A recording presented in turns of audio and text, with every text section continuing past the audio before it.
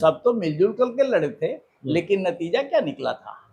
नतीजा सिफर निकला था। एक सीट सिर्फ अपने व्यक्तिगत रसूख के कारण और मुस्लिम बहुल होने के कारण कांग्रेस ले गई थी। अब कैसे गणित बिठाएंगे ये, क्या तालमेल करेंगे? मुझे लगता है कि नीतीश कुमार इसी को प्रेशराइज करने के लिए, प्रेशर पॉलिटिक्स दिखाने के लिए ही अभी थोड़ा सा बीजेपी की तरफ अपना टोन जो सॉफ्ट करने की कोशिश कर रहे हैं, ताकि लालू यादव डर जाएं और हम जैसा चाहें वैसा वो कर लें। इन बहुत दबाव था मुझको, तो क्या इस तरह का दबाव अब नहीं महसूस कर रहे हैं ये? वैसे वही चेहरे तो हैं, वही लोग तो हैं।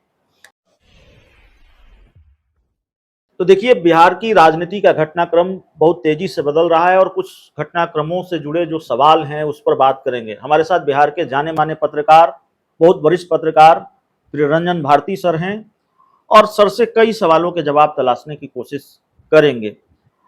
सबसे महत्वपूर्ण सवाल या महत्वपूर्ण सवालों की फहरिस्त में जो एक सवाल है वो ये है कि महागठबंधन में सीटों को लेकर पेच फंसने वाला है क्या? सीटों का पेच कैसे सुलझेगा? कांग्रेस कह रही है 9 सीट लड़े थे, कम से कम उतना तो लड़ेंगे। वाम दल या सीपीआईएमएल की बात करें, सीपीआईएमएल सीटें मांग रही है और दूसरे राजनीतिक दलों की तरफ से भी इस तरह की डिमांड हो रही है। वाम दल और कांग्रेस ने एक तरह से लालू नीतीश की टेंशन बढ़ा रखी है। सीटों को लेकर कोई पेच फंसता हुआ नजर आ रहा है सर, आप महागठबंधन में या इंडिया में, बिहार में? देखिए, सीटों को लेकर के जो पेच है वो पूरे भारत में फंसने वाला है। मैं केवल बिहार की बात ही नहीं करूँगा। जी। आप देख लीजिए, शुरुआत से ही इनके प्रथमे ग्रासे मत छिड़का पाते न, ये कहा जाता है ना। शुरुआत में ही अरविंद केजरीवाल ने जिस तरह से दूध में मट्ठा डाल दिया था, वो चाहते थे कि हमारा दिल्ली अध्यादेश पर कांग्रेस समर्थन करे राज्यसभा में, और इसके लिए वो उठ करके यहाँ से भाग गए थे। वो अरविंद केजरीवाल ने हमेशा से ये लाइन पकड़ रखी है कि दिल्ली में मैं अकेला, मैं कोई अलायंस नहीं करूंगा किसी से। दिल्ली में मैं, जी। कांग्रेस है या फिर दूसरी पार्टी के लोग हैं, उनसे कोई सीट एडजस्टमेंट नहीं करने वाला हूँ दिल्ली और पंजाब में। वो ये कह रहे हैं कि मध्य प्रदेश और इन राज्यों में जो चुनाव हो रहे हैं वहां भी हम लड़ेंगे। सीट एडजस्टमेंट है कहाँ? तस्वीर आप बना लीजिए, लेकिन मानने को कौन तैयार है? उत्तर प्रदेश में अखिलेश यादव कहते हैं कि हम किसी और को नहीं मानेंगे, हम कांग्रेस से कोई समझौता नहीं करेंगे, उत्तर प्रदेश में हमारा एक छत्र राज चाहिए। ममता बनर्जी साहब कहती हैं बंगाल में किसी को नहीं घुसने देंगे, बंगाल में तो हम ही रहेंगे। ना वो लेफ्ट को चाहती है ना कांग्रेस को चाहती हैं।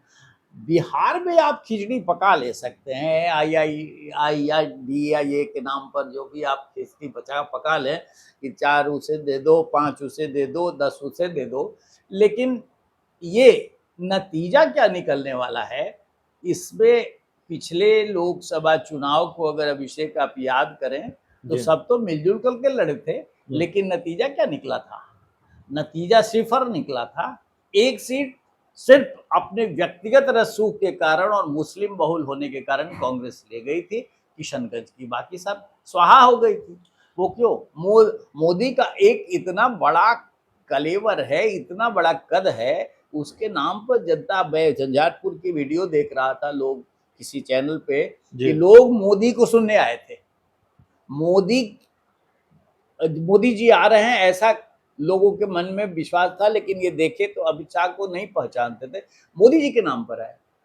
आज भी मोदी के नाम पर ही बिहार में भाजपा का वोट है, तो वो तो मोदी फिर को। जो जो पार्टी 2019 का लोकसभा चुनाव में, कांग्रेस की बात कर रहा हूँ, 9 सीटों पर लड़ी, वो कितनी सीटों पर मान जाएगी? कितनी कुर्बानी देगी? वो कहा? वो तो कांग्रेस कह रही है कि हमें 10 से 12 चाहिए, ये भी कहेंगे कि हमको 16 चाहिए।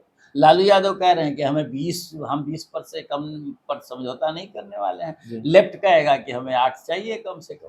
तो अब कैसे गणित बिठाएंगे ये, क्या तालमेल करेंगे? मुझे लगता है कि नीतीश कुमार इसी को प्रेशराइज करने के लिए, प्रेशर पॉलिटिक्स दिखाने के लिए ही अभी थोड़ा सा बीजेपी की तरफ अपना टोन जो सॉफ्ट करने की कोशिश कर रहे हैं, ताकि लालू यादव डर जाएं और हम जैसा चाहें वैसा वो कर ले। इनकी पॉलिटिक्स ऐसी ही रही है शुरू से, ये दबाव मूलक राजनीति करते हैं। दबाव बना कर आपने देखा, जब तक ये बीजेपी के साथ रहे तब तक बीजेपी के मंत्रियों को तनिक भी चलने नहीं दिया। जो चाहते थे हम आला कमान से बात कर लेंगे, यही करते थे सब कुछ। ये सिर्फ मंत्री बनाते थे आला कमान के इशारे पे, मंत्रियों को बिल्कुल अपने चेले चपाटियों की तरह रखते रहे। अब ये इनका पिछली बार जब सत्ता में थे, ये आरजेडी के साथ महागठबंधन में तो छोड़ करके भाग गए थे। क्या टिप्पणी थी आप बताइए, आपको याद होगा, कहा था कि बहुत दबाव था मुझको। तो क्या इस तरह का दबाव अब नहीं महसूस कर रहे हैं ये? वैसे वही चेहरे तो हैं, वही लोग तो हैं